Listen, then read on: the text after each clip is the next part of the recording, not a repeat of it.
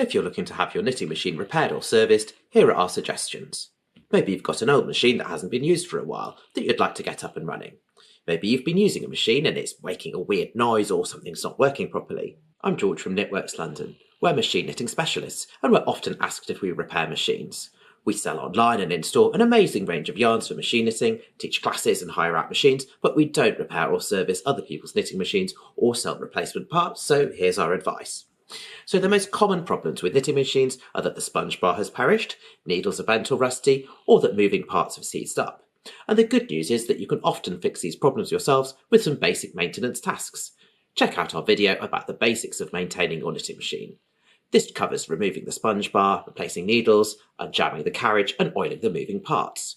That might well be enough to get an old machine up and running. We also teach knitting machine maintenance classes where we go into more detail about cleaning and oiling the machine and generally making it work well. Check those out at knitworkslondon.com. The best oil to use is sewing machine oil. Please don't use engine oil or cooking oils. If you need to buy new parts like sponge bars and needles, you can get these from Andy Knits, that's ANDEE knits.co.uk. They have the best selection.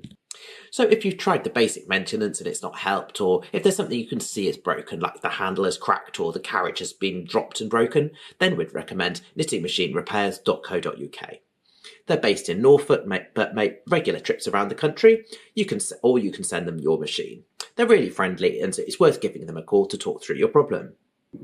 So hopefully that's useful. And so once your machine is up and running, you'll want to learn how to use it. So check out the courses at knitworkslondon.com and sign up to the newsletter there for updates.